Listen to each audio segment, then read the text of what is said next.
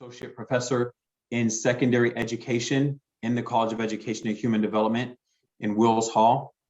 And today I'm going to survey and peek into your experiences, both professional and what you all have experienced at the University of Montevallo.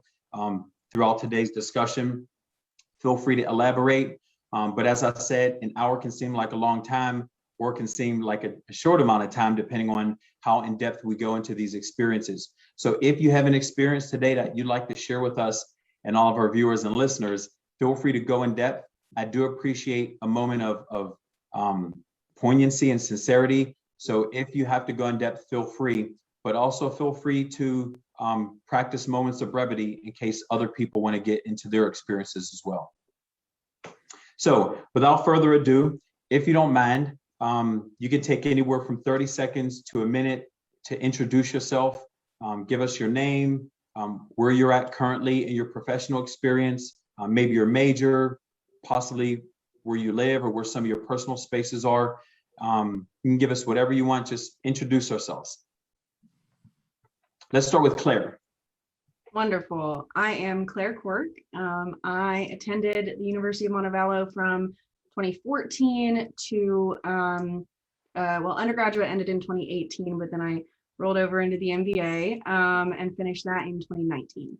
So I was there for quite some time. I undergraded in marketing, and then the MBA program is the strategic management program. So that was really the direction that my heart and my brain were taking me.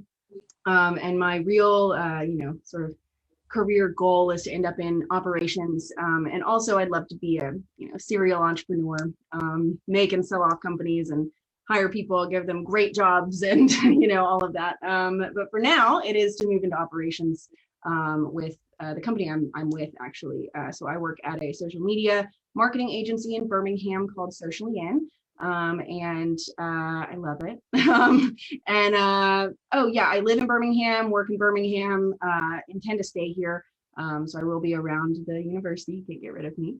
Nice. And yeah, other than that, I like to sing and dance. I haven't in a long time, but as spaces open up and shows are put back on, there's a chance you might see me around the Birmingham theater scene. We'll see.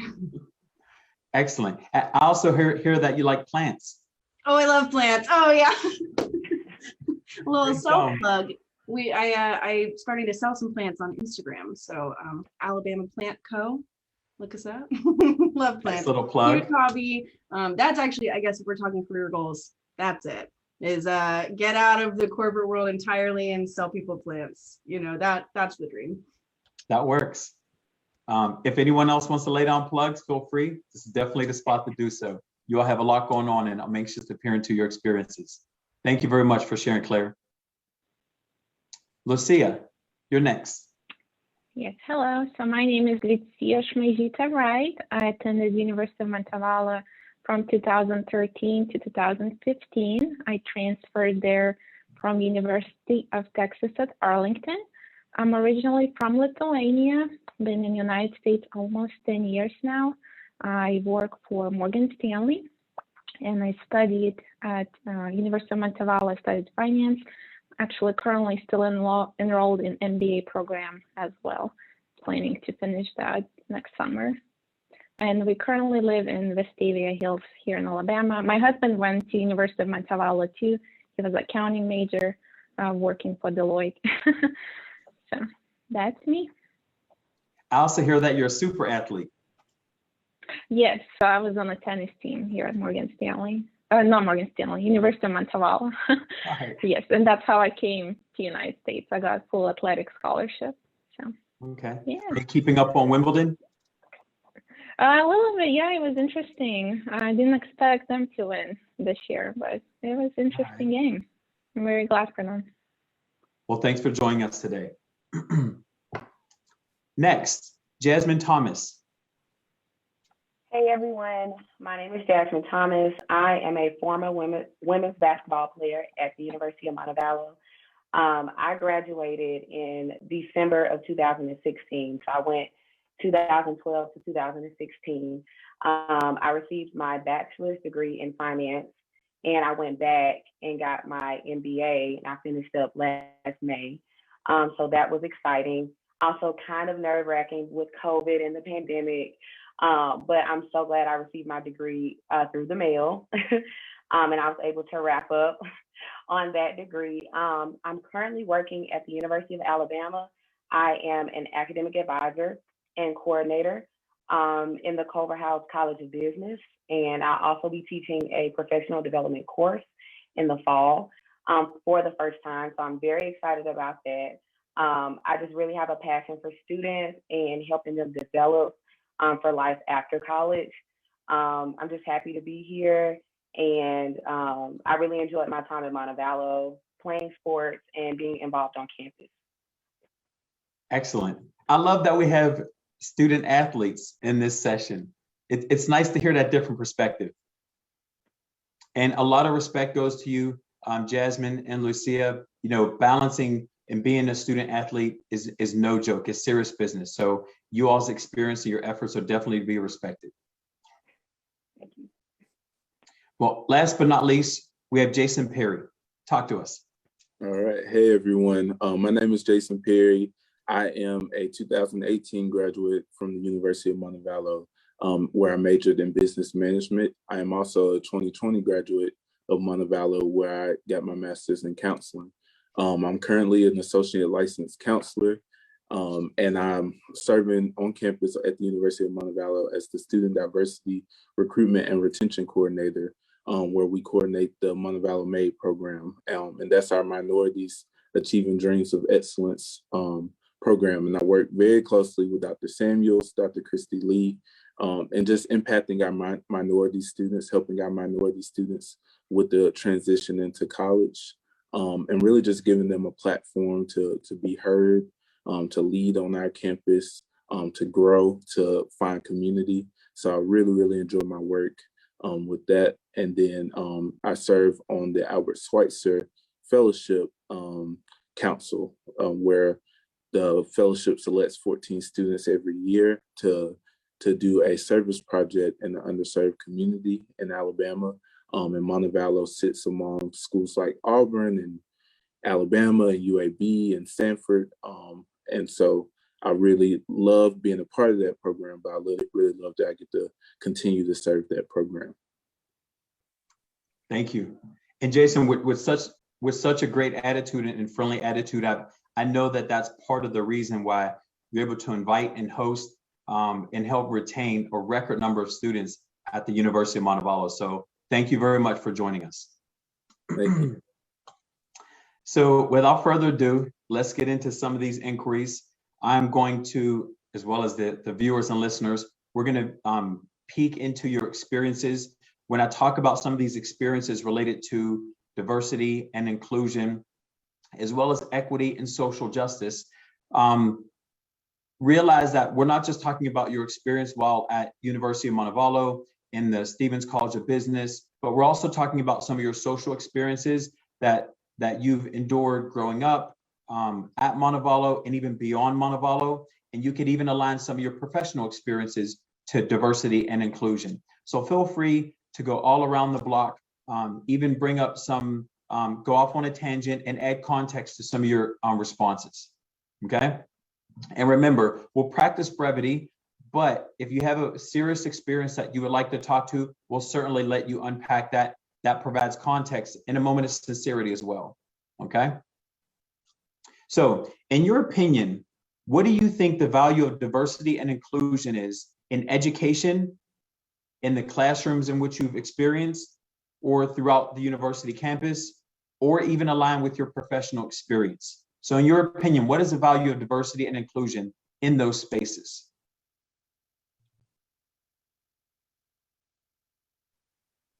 I guess I'll chime in right here. I think it's very important in the educational space in particular because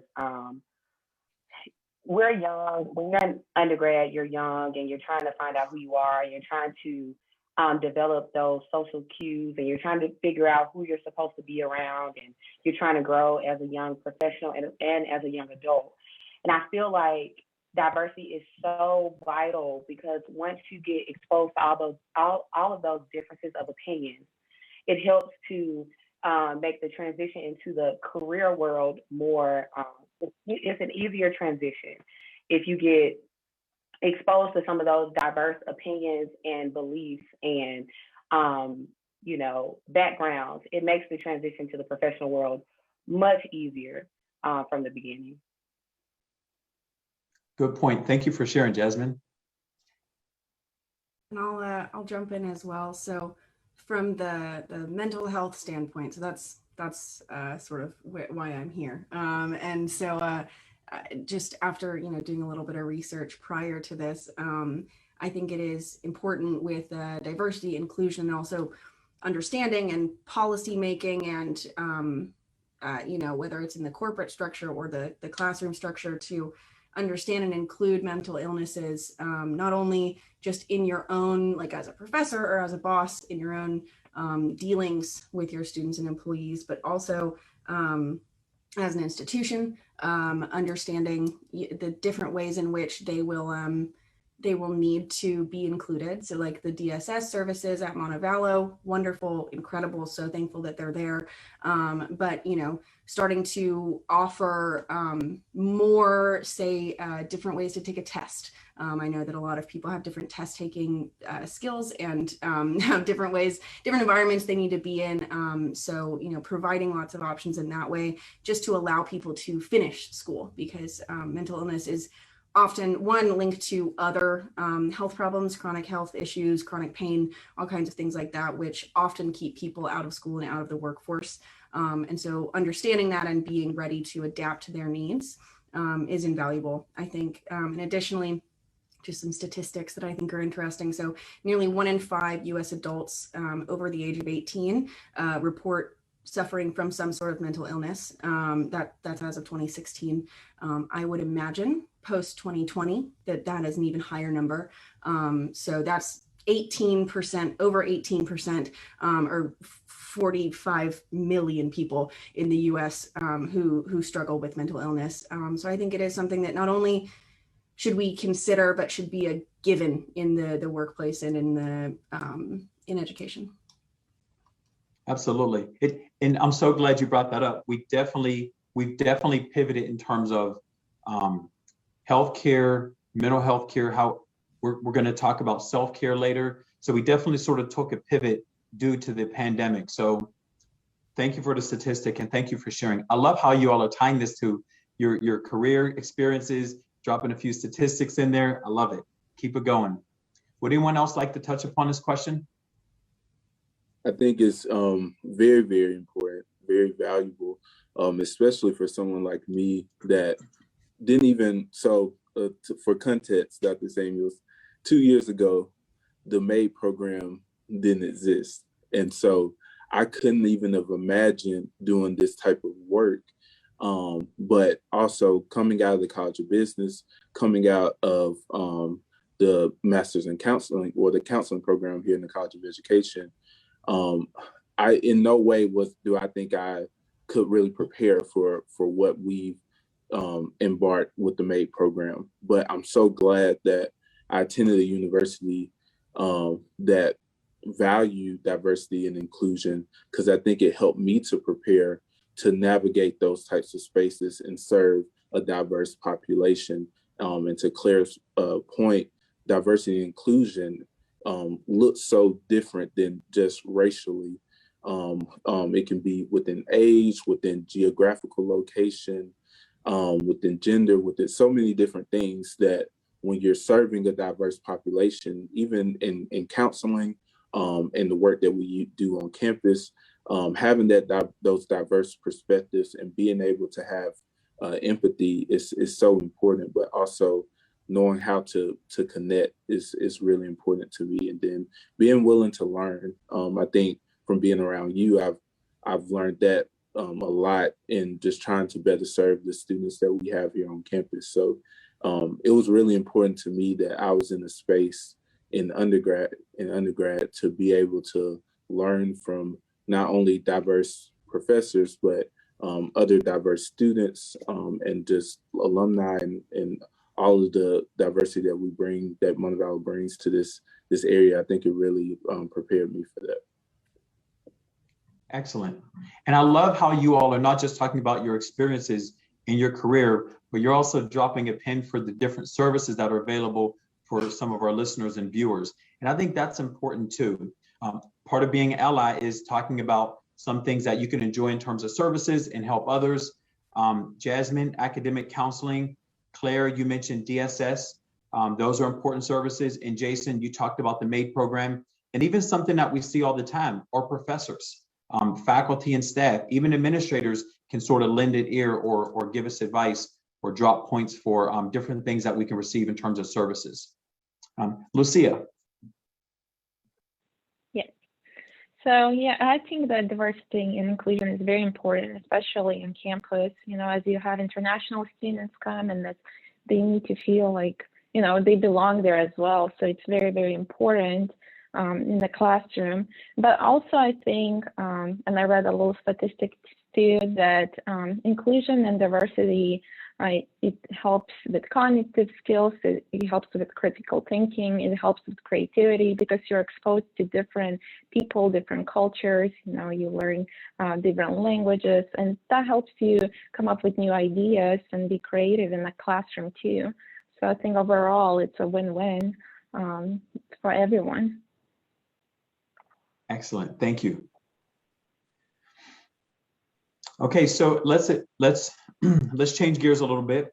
Considering diversity and inclusion on our campus and in your social experiences, as well as in your professional spaces, I want you all to talk a little bit about what you've learned from the views, attitudes, and perspectives of those that are different than you. Okay, the people that are different than you in any aspect of the features of diversity and inclusion that we talked about. What have you learned from people that were different from you? Well, I'll start first. Just specifically with my Montevallo experience is how I wanted to angle this question because the socioeconomic diversity at Montevallo was surprising to me, I guess, when I came there. I know that at the time that I was there, and I don't know what it is now, but we were 38% Pell eligible at Montevallo, which is an exceedingly high number of Pell eligible students, which not only means that Montevallo recruits non-traditional students and students that aren't typically, you know, gotten by Alabama and Auburn and, you know, larger schools like that. But it also means that Montevallo is offering opportunities for students who otherwise may not go to college at all. And that was, I mean, meeting those people, understanding those people, becoming my best friends, some of them dropping out of school for, you know, money reasons, and, you know, still in debt and things of that nature. I think that the socioeconomic diversity taught me more than I've learned anywhere else in my life, really. Just seeing people in all states of life with all different parental situations and different levels of support, as well as Montevallo itself and the natives there, that being a very impoverished area. It was eye-opening for sure. And for services like, to drop another service, the food pantry at Montevallo, I was aware of these kinds of services as it pertained to homeless people, or I knew that there was a service like this at my high school and things of that nature, but it never occurred to me that my fellow students living in my dorms, living in my apartment complex, that they would be food insecure. And so learning that, spending some time at the food pantry and, you know, meeting those people, eye-opening for sure. Thank you for dropping that service. Yes, absolutely. The food pantry is very important. So, and thank you for sharing that. Would anyone else like to touch upon that question? I can go next. Go ahead, Liucija. So just give a little background about me. Like I said, I come from Lithuania, and in Lithuania, how do I say that? There's not much diversity there, to be honest. And so to give you an idea, when I was probably 13 or 14, that was the first time I ever saw a Black person. And for me at the time, it was like, wow, like I wanted to learn all about him, and it was just so beautiful, you know, like I just never seen as a kid. So when I moved to United States, and that was the only one time I ever seen somebody different color back home. I know that now it's better, more people are moving in international, but at the time it's just not something you would see. And so when I moved to United States, for me, and I moved to University of Texas, Arlington, it's a big school, 40,000 students, a lot of foreign exchange students. It was just so eye-opening of different cultures and from how many different countries people came, and just getting to know them better. And I remember I became very good friends with a guy from Jamaica and learning about his culture. And also what was amazing for me specifically, like I said, I came on athletic scholarships. So I was on tennis team, and all our team was international. We had girls from Spain, from New Zealand, from England, from everywhere. So at the time, for the first 2 years being in the United States, I really was more exposed towards international students rather than even Americans, because that was the majority of my time that I was spending, you know, traveling with them and going to classes together. So it was interesting when I moved to University of Montevallo, transferred. Our tennis team is international, but you don't have as many international, it's half and half. And so I guess I became more exposed towards American culture at the time. So it was very interesting to learn, and I'm still learning. I'm open-minded, trying to embrace it and always learn something new about a different culture and be empathetic and, you know, learn something new every day about somebody. Thank you. Liucija, I love how you said, you know, I'm still learning. With some of the work that I do in publications and in presentations in diversity, equity, and inclusion, even critical pedagogy and multicultural education, we're still learning. So even as professors that do work in our research areas, we're still learning in those areas. And it's good that you sort of keep that within you. I think that used to be a theme in our program in the College of Education, sort of like, you know, eternally learning or like always learning. So I think that's very important as we have our discussions today, not just people from different cultures, people of different races, different perspectives, but we just learn even in our field or research interests. So that's very, very important that we're still learning. And when you stop learning, I think that's when we're all in trouble, right? Yes. Good. Okay. So I want to stick with that question, but I also want you all to consider something else. When you meet people that are different from you, they have different perspectives related to diversity and inclusion, a different opinion, different experiences, maybe just an overall different attitude on diversity and inclusion. How do you host conversations, or how do you engage with them in a way that's not aggressive, or in a way that doesn't hurt the conversation, in a way that nurtures that conversation or can keep that relationship going? How do you engage with someone who has a differing perspective in terms of diversity and inclusion in a way that's not hurtful or disengaging? So kind of think about that as we further into this question.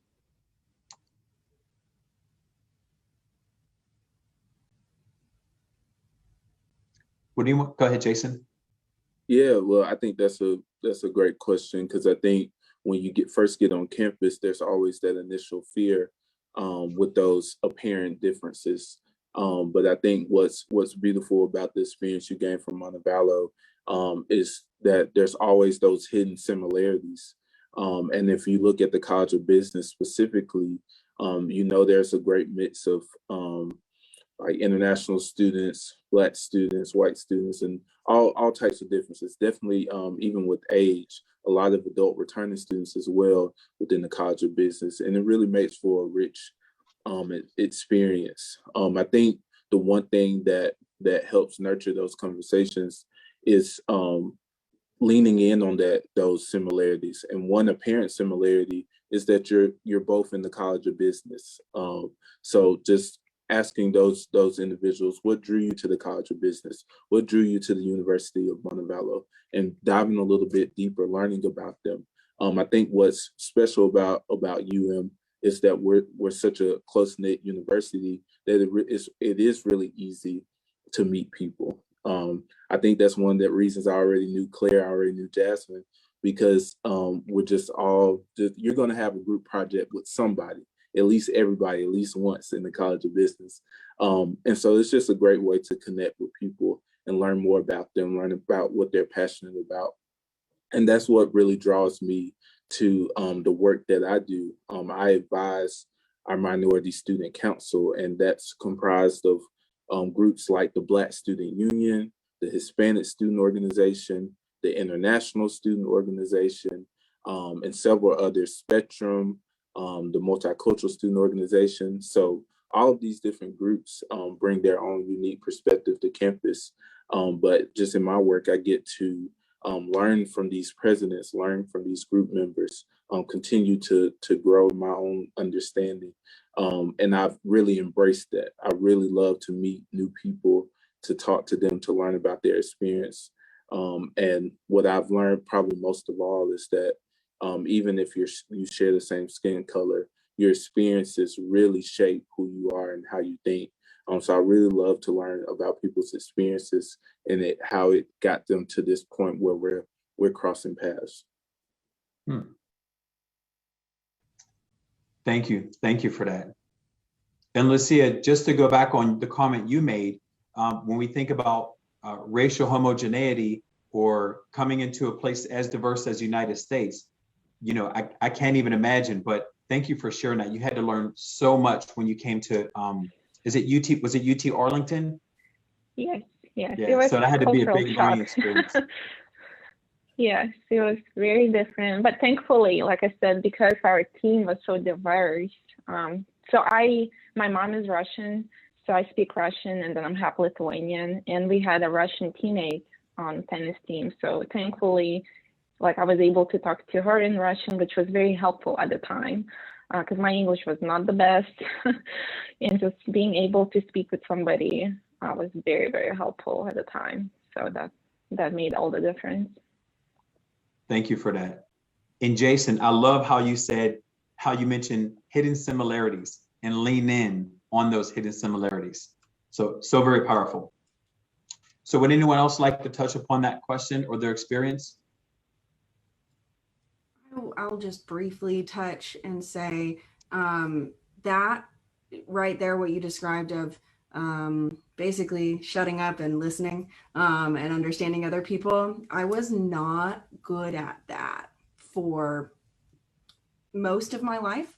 And some of that has to do with just like personality flaws, you know, of just being very loud, being very outspoken, and bulldozing without realizing in conversation. And that's been something that I improved on in college, I'd say, but definitely my, what I would call my adult years out of college, you know, this time, this is the time that I've found, I guess how, what is it? My myopic view that's centered around my own just white cis experience in this world with white cis parents and a white cis sibling, and that's the perspective I had, and I thought I understood that, you know, well, okay, yeah, people have other skin colors and people have other experiences than me, and I get that, and thinking that there wasn't more to learn. And I think that the most important thing that I have come to learn and that I am constantly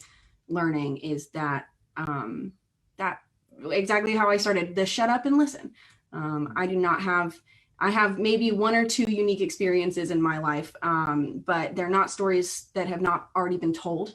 And very little good is going to come from me telling my story as it has been. And I think that a lot more good can come from me listening to stories, learning them very well, and then passing them on to people that I know who may not have the exposure to the people in the different cultures and communities that I have exposure to, you know, and never letting anyone that I know in a who lives in a community that is sort of funneled. It is, you know, very like they live in a bubble. I try to never let anyone that I know and love live in a bubble because it is comfortable, but it's not right, and it's selfish. Claire, I love that. I mean, that's the work that we do, growth and reflection. And thank you for sharing that right now. There is a lot to learn from you, and we all have unique experiences. And you just kind of having that moment of self-reflection, I think is very powerful. It's not just powerful for you inside, but it's also very powerful for others to hear, because based on the work that we all do, allyship is very important. And I think you just kind of captured it in that comment, which some may say is not very academic, but I love it. It is very real. And that's the way I think we need to talk. Shut up and listen. And that's allyship right there in a nice, neat little package. And I love that. I'm going to use that one time. Please do. Because we all need to do that. So thank you so much for that, Claire. Just shut up and listen. We're always used to being so telly. Just listen. Absolutely. Thank you very much, Claire. Okay, so for the sake of time, we're going to move on to the next question. But if you want to touch upon this later on in our discussion, feel free. In what ways do you see, if any, the aspect of diversity and inclusion related to the Stephens College of Business in terms of academic standards and your professional disposition as a student in the classroom? Do you feel like these ideas and practices are related to diversity and inclusion or exemplified and illustrated in the College of Business? So let's kind of talk all around that.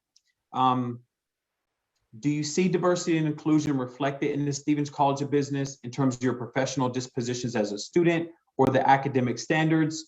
And if so, just kind of unpack that a little bit. What does it look like? What have you seen? You could just take a minute to think about it a little bit as well. I think I'll chime in right here and say that my personal experience in the College of Business was very rewarding, and I felt a sense of inclusiveness at all times, not only in my classes, but in my social interactions with people. And also I felt in undergrad that I had such a good experience that I wanted to continue in my MBA program. And while I was in the MBA program, I saw that there was a lot of, I think Jason, you were Jason, maybe have mentioned this, but like there was a difference of like age, ethnicity. It was all across the board in the MBA program. I mean, I don't think it was one particular demographic represented there. It was everyone. You may have seen someone that was 45 years old that had a family, 3 kids, and was going back to school to get their master's. And I just thought that spoke volumes about the University of Montevallo and the MBA program in particular, because it catered to those people and it was an inclusive environment from the beginning, especially when I decided to continue on with my MBA. And I just felt like I felt comfortable. I felt relaxed. When I went to my classes, I felt like, you know, it was a rich experience, like Jason talked about earlier. I felt included. I felt like my opinion mattered. And the faculty and the staff that were there during my graduate program and in undergrad just made me feel like, okay, what Jasmine has to say is valid. And I felt like I was accepted. Good. So a variation in age, a variation in life experience, variation in ethnicity. Okay. Yeah, I know. All across the board. Yeah. Okay, nice. Thank you very much for sharing that. Sorry, I was jumping on the parent thing. Yeah, I saw a couple of examples of that even in my undergraduate program. A friend of mine, Erica, she has 2 children, and I've had other, I always said colleagues. What is it? Fellow students. I guess they're colleagues in education. I've had a lot of fellow students who have families and children and things, but I never got as close to them, I guess, as I did to this one woman. And it was such a surreal experience meeting her children for the first time. I think it was like a Saturday event that we had for one of our marketing projects. You know, we were tabling, as you table a lot in college, and her kids were there. And it was just such this feeling of like, right, like college is just a thing you do. It's just a part of life. College is not life. And that's, you know, for 18-year-olds who run straight into college, it is life, because high school was life and now college is life. But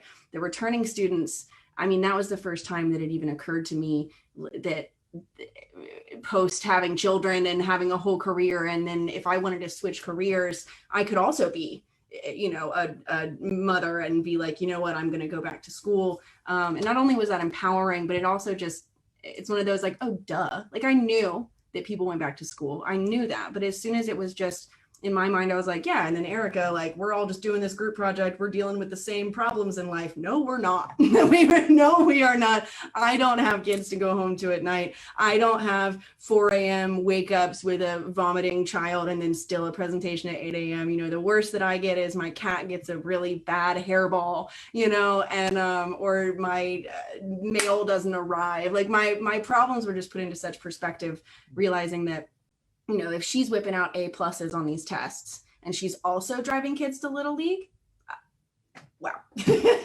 And Montevallo was amazing with that. And also, the example I wanted to give was that I watched her several times speak with her professors after class about one of her kids has a game that day, or it's her birthday and they want to take her out of school and do this and that, you know, could I possibly present next Wednesday instead of this Wednesday? And I every time watched professors understand, make that exception, and also, which is this extra Montevallo-y step, take interest. They take such personal interest in that person. What's the kid's name? How old are they? What are you doing for the party? They're so invested, so they don't just make you feel like you're an imposition and they're giving you some exception or some special treatment. They make you feel like you're a person and they understand and they're on board and they're on your team. And yeah, the Montevallo faculty is really amazing. Great points. Great points. Thank you for sharing that.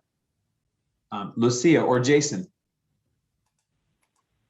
So 100% agree with Claire. Our faculty is just amazing. And when I was there, like, I know that professors were always asking how I'm doing. They were personally interested and even learning about my experience as an international student. So that was very nice as well, because I truly could tell that they were interested in where I'm coming from, how my experience is. They always would ask if there's anything they can help me with. And being not from there, that's very, very helpful, because you feel like you belong. So that's very nice. And even having international professors, I think it's very helpful too, as you all know, Dr. Moskovich and Mechetov.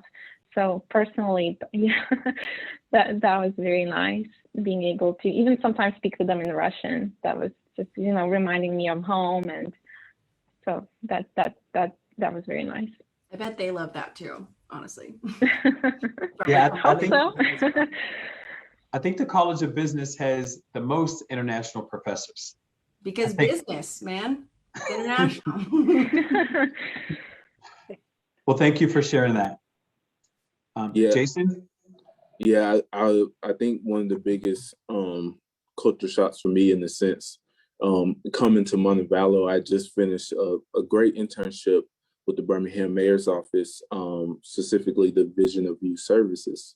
And that office is Birmingham through and through. And it was such an amazing experience. I grew up in Hoover, so I never really had that opportunity to be around a office that looks like me and serves people that look like me. It was such a rich experience for me that coming to Montevallo, it was like culture shock all over again, because I was coming out of Birmingham, being in Birmingham 24/7. And so to come here and I got great mentorship at the Birmingham Mayor's Office and I've maintained that relationship. But to come here, it was a little scary to come into an environment where it was not like that, specifically in just the spaces that I was in. But to see that not only the investment of our faculty here in the College of Business, but to develop that mentorship, or even stronger mentorship with those who don't look like me, it's just unbelievable. And I can't say thank you enough to Dr. Mellon, Dr. Johnson, Dr. Sanders, for how they invested in me and helped me to grow and get out of my comfort zone, get out of my shell, to push me towards opportunities, to provide opportunities for me. I think those are the things that really stick with me, because as much as I want to be accepted, I also want to grow. I also want to walk away from this experience feeling as though I've gotten something out of it that I otherwise wouldn't. And so I definitely got that with the mentorship from our faculty. And I think because they can personalize it, because we're a smaller school, I think that really sets us apart and provides that rich experience that kind of tugs on our heart. Absolutely. So Jason Perry, you actually kind of touched upon the next question. So sort of a segue to this next idea. See what you did with that? Well done. Thank you for sharing it. So briefly discuss, if any, ways you feel your college experience was similar to or different from your experience before arriving to Montevallo. So discuss ways you feel your college experiences were similar to or different from your experience before arriving to Montevallo. So I can start on that one. So like I said, I first came to University of Texas at Arlington, huge school. And there, unfortunately, professors, not that they're not interested, they just don't have time because there's so many students, and they just don't have time to be personable with you. And I remember when I wanted to ask something after class, I had to wait in line, huge line to get to talk to somebody. And here in Montevallo, like you all said, we can just go and talk to professor and they truly care about us. So I think that's what's different and that's amazing about University of Montevallo. Lucia, you bring up a good point. Even from the professor side, when we want to get paperwork done and we want to help process a student or get them assistance, change their major, or provide them with some of those services you were talking about, yes, really, really quick. And we definitely appreciate that from our side as well. So thank you for sharing that, Lucia. I have a quick example of exactly what she was talking about, which is not the point I wanted to make, but it's so fast. My advisor was Tiffany Wang, incredible human, unbelievably amazing. So she took me on as her advisee because I was a communications major. And then I hated communications classes so much. And after my first one, I told her, I made a huge mistake. And she said, okay, like, I get it. I totally get it. She said, I'd love it if you take another one, but I totally get it. And what we're going to do is we're not going to tell anybody that you want to change majors. I'm going to be your advisor. And little did I know what she was saying to me is, I'm the best advisor at this school and I don't want to send you to one of the general education people. Like, basically she was just like, I'm going to take care of you. And then she kept me for 2 years of school while I didn't have a major. And she just took care of me. She made sure I was on track. She made sure I was getting all my gen eds. She was, those advising sessions were 1.5 hours, 2 hours long. She was tailoring my life for me. And then she was the one that also helped me find marketing. And then it was my place. And once I found it, I sprinted to her office. And by sprint, I mean, I'm very slow, but I ran to her office and I said, I found it, we did it. And that's when I then switched over and got a new advisor. But yeah, Montevallo, man, Montevallo. Yeah, she's an amazing professor. She actually has a background in sort of research and practice interest in first generation college students. So she definitely connects to students and she'll do anything for students. I think she was a university scholar last year. And Dr. Amy Mellon's the same way. She really connects to her students. And I think part of it is because we put ourselves in you all's place and realize some of the issues that you all may have. So we sort of connect with you in a way that we sort of take on your issues and see how we can unpack them with you. In a similar approach, sometimes I'll talk to students and even other professors and I'll say, it's very important to sit down with a student and talk to them versus sit down and talk at them. And I think that's something that Dr. Wang and Dr. Mellon and even others on this campus do, sit down and talk with you versus talk at you. So Claire, you brought up a really good point. Thank you for sharing that example. A lot of great and personal moments. I love this. Jasmine, you look like you're ready. Yes, I'm sitting on the edge of my seat here. Dr. Mellon is amazing. I just want to like, ding, ding, ding, like just give her like all of the accolades as possible. She is awesome. I think one of the first times that I came in contact with her was in the intro to marketing class. And for me as a young, like African-American woman, and her just like reaching out to me, like she gave me one of my first interviews out of college with her husband, and he works at BBVA Compass, and the position ended up being frozen. But I got such great, feedback from that interview and such great experiences. And for her to reach out to me personally and say, Jasmine, I think it would be great for this. Are you interested in this? And for her to put that in my view, I think that was just awesome to just connect the dots there and just use those relationships and be able to just reach the students on a whole nother level. So I just really appreciate her for that. Okay. Thank you for sharing that, Jasmine. Thank you. Well, go ahead, Jason. I was going to say, if anybody knows anything about me, is that I was the student sitting in the back of the class, and I did not want to raise my hand unless I was called upon or unless I had to.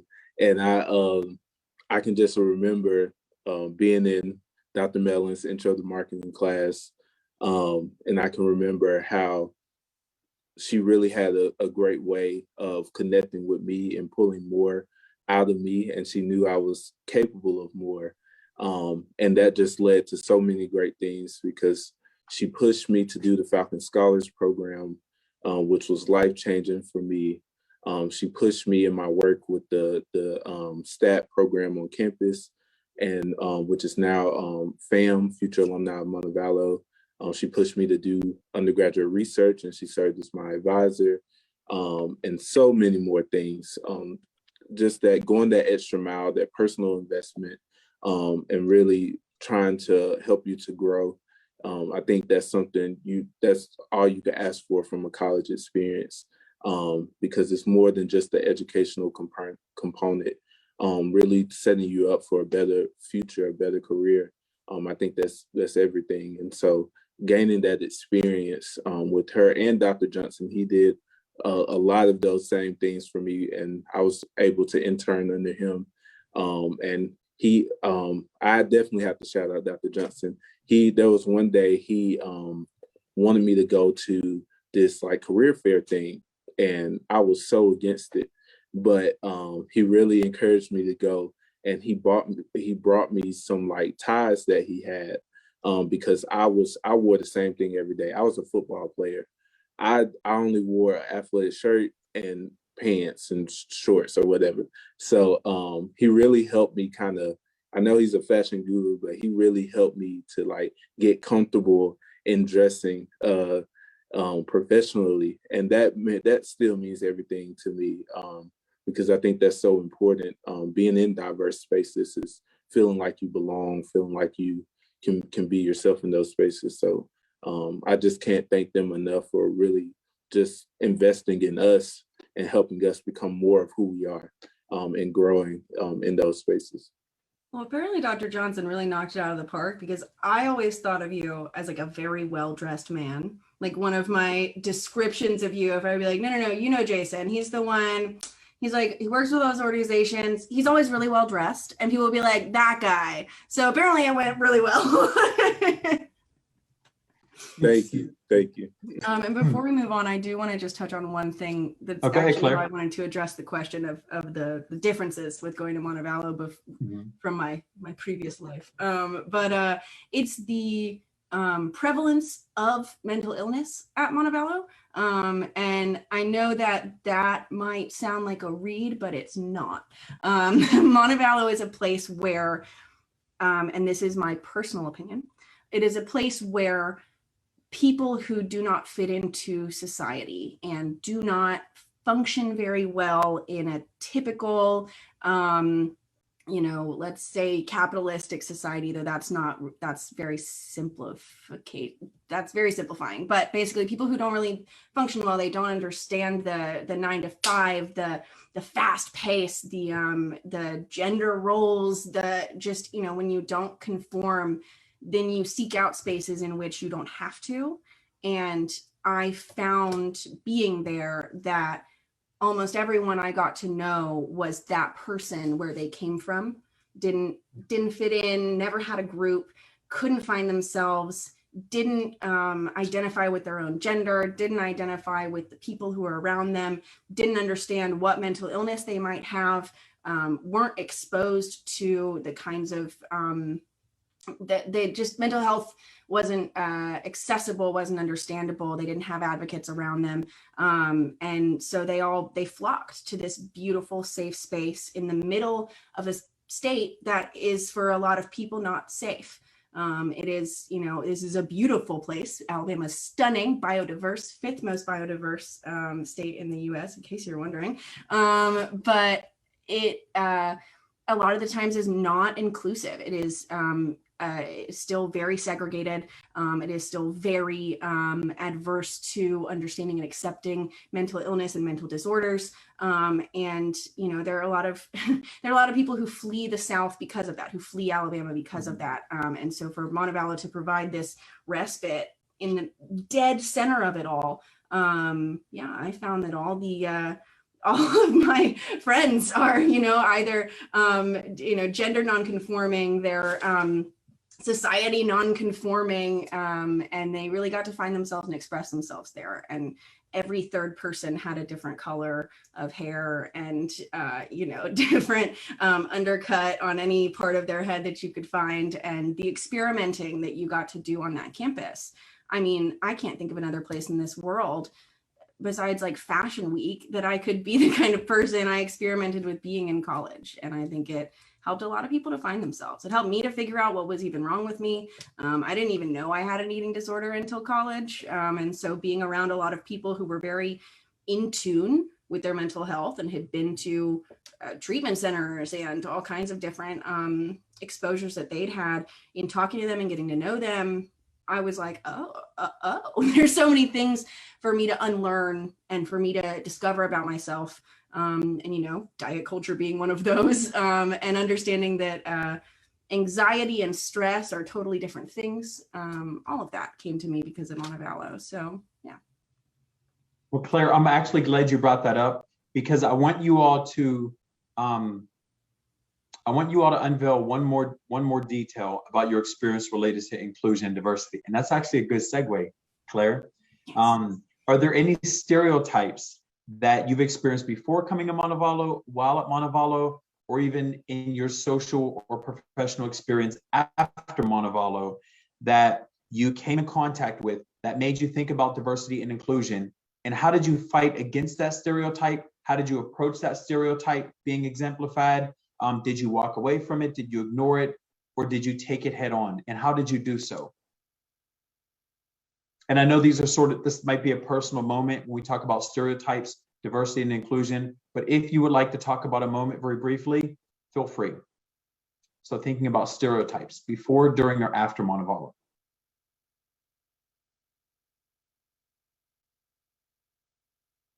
And I'm okay with silence, or you could just take a moment to think about it.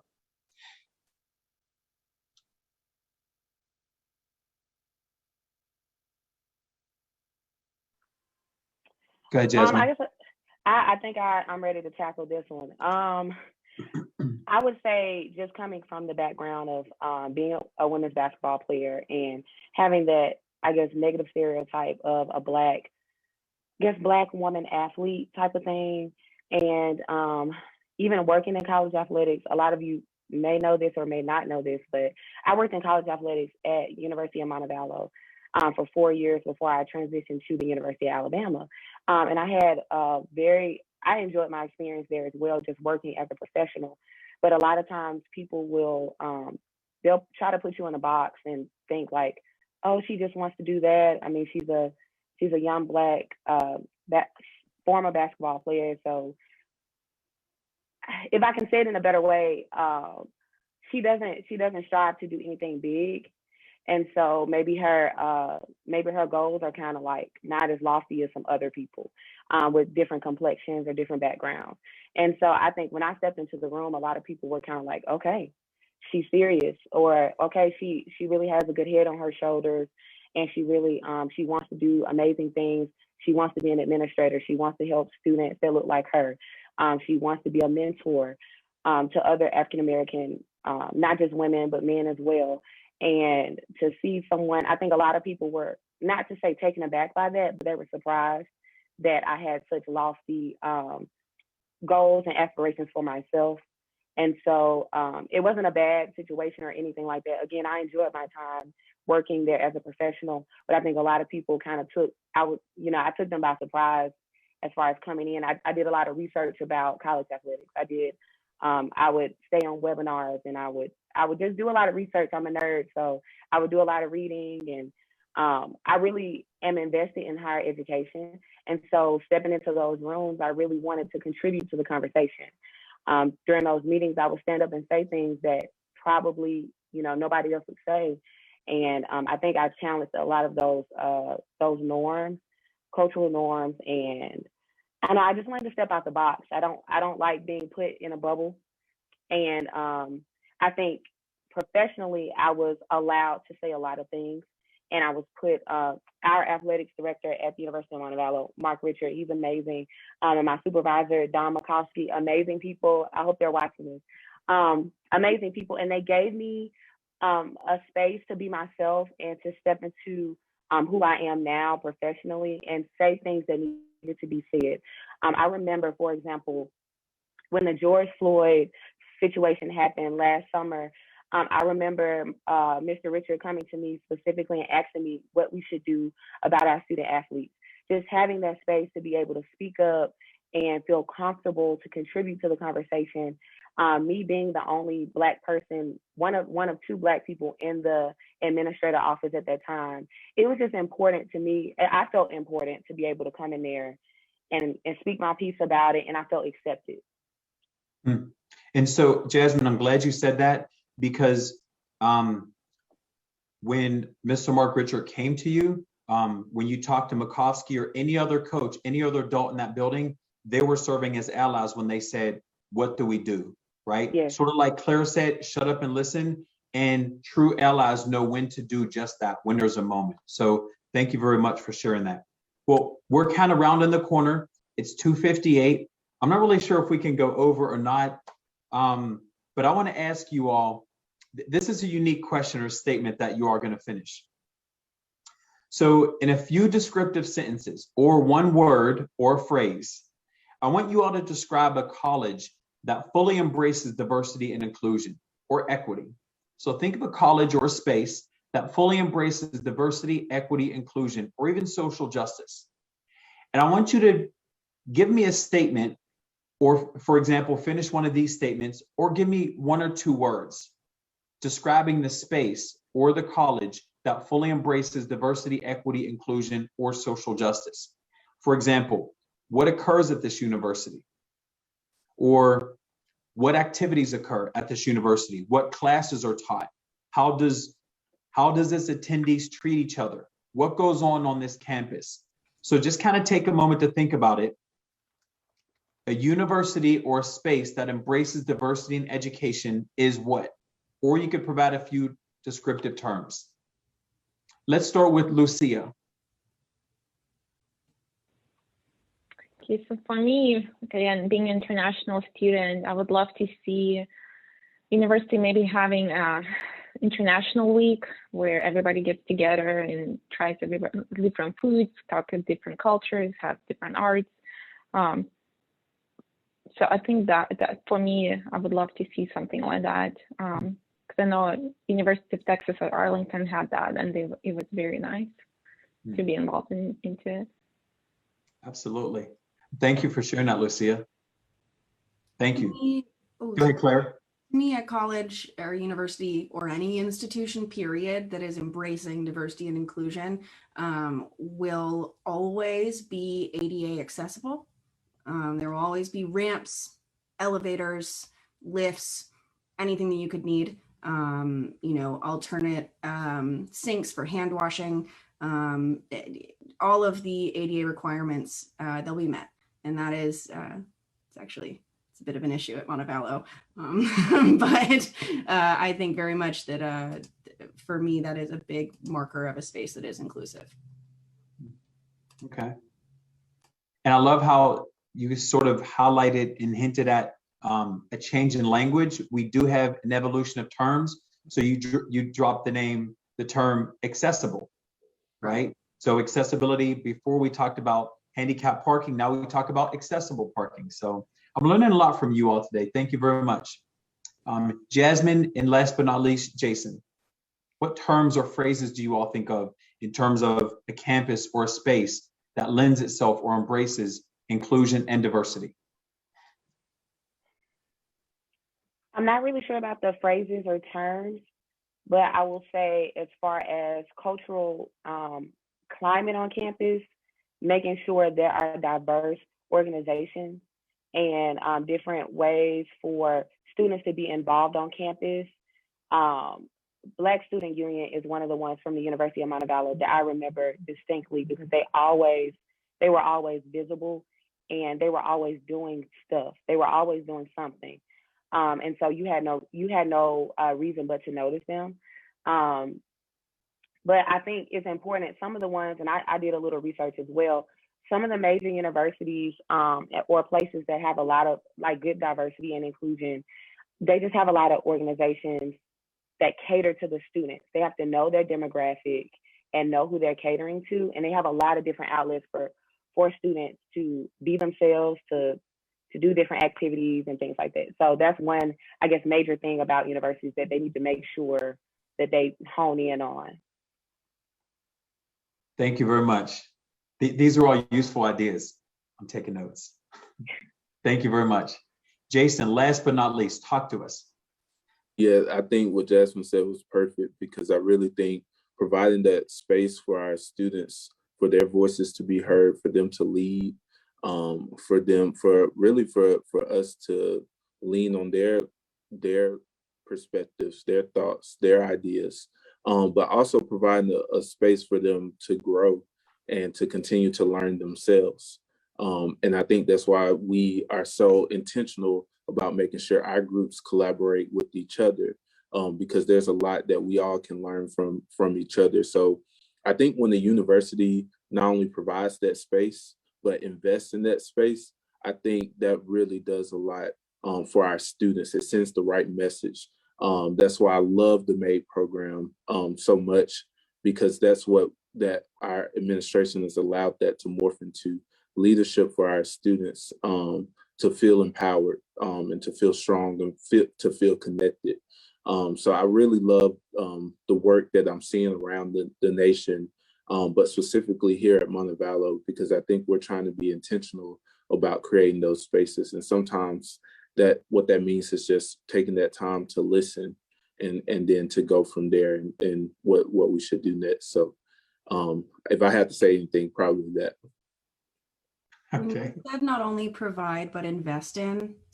Stunning, beautiful. Don't just give them a room to everybody sit together. Invest in it. Ooh, I love that. I'm going to use it so much. In some ways, I feel like we just got started. We just warmed up, right? Another hour. Well, thank you all so much for sharing. Jason, Jasmine, Claire, Liucija, you all provide a lot of great points. In-depth experiences. I'm so glad you all shared your experiences. I hope we cross paths again. And even me as a professor and as the panelist, you all helped me grow as well, because I learned a ton of things from you all. So thank you all for sharing.